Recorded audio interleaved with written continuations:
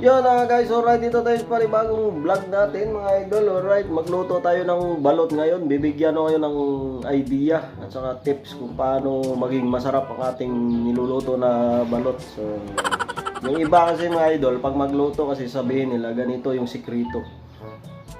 Oh, hindi na sikrito tawag dun kasi sinabi nyo na yung mga menu, yung gagawin nyo, di ba? Paano naging sikrito yun? Bihira naman kayo.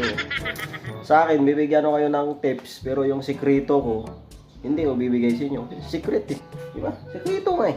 Bakit ko sa inyo bibigay? Secret yun. Bibigyan ko lang kayo ng idea. Yan ang tamang sasabihin pag magluto. Bibigyan ko kayo ng idea, hindi yung sikrito. So, yan gagawin natin, alright. Magsindi muna tayo ng kahoy doon sa labas.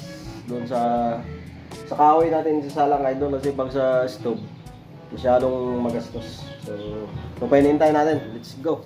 So, yan mga idol. Ito na ating kalan. Yan. Diyan tayo magluto ngayon. Sindihan na lang natin. Yan. Alright. Naka-prepare na yan. Yan mga kahoy natin gagamitin. So, alright. Sindihan mo natin idol.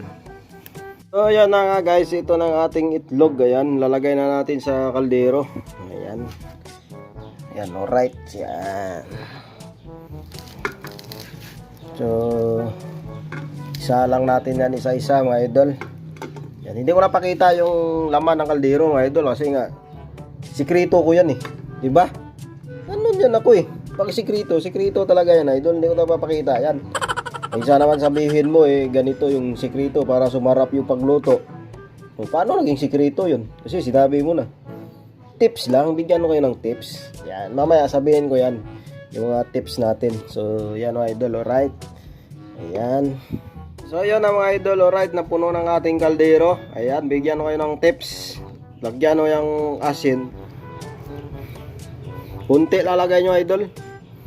Saka yung dahon doon sa ilalim nilagay ko doon, may halo yun eh. Dahon ng kanyon, lemongrass. Saka dahon ng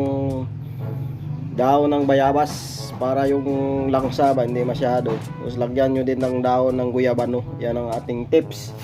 Pero may isa akong sekreto na hindi ko sabihin. Pero halos pwede na rin yung ganun eh. Yung ganun. Kasi sekreto nga eh. Paano sabihin eh? Sekreto eh. So yan mga idol. Sasalang na natin after 1 hour. 1 hour and 30 seconds and 1 hour and 30 minutes and 5 seconds. Yan. Pwede niya tanggalin mga idol. Yung balot luto na yan. Dapat medyo mahaba pa idol kasi nga dapat 1 oras lang yan eh. Sa akin hinabaan ko 1 hour and 30 minutes saka 5 seconds para maramdaman talaga ng sisiw sa loob na niluluto talaga siya. Kasi yung ibang balot kasi pag bumibili ka may dugo-dugo pa. So hindi gaano maluto yung pag ganun. So yun ang idol, alright. Sana makakuha kayo ng idea sa aking pagluluto ng balot. So, matagal ko na ginagawa ito idol, pagluto ng balot. Since 39 years. Ibig sabihin, matanda pa yung pagluluto ko ng balot kaysa sa akin. Kasi 37 pa lang ako. So,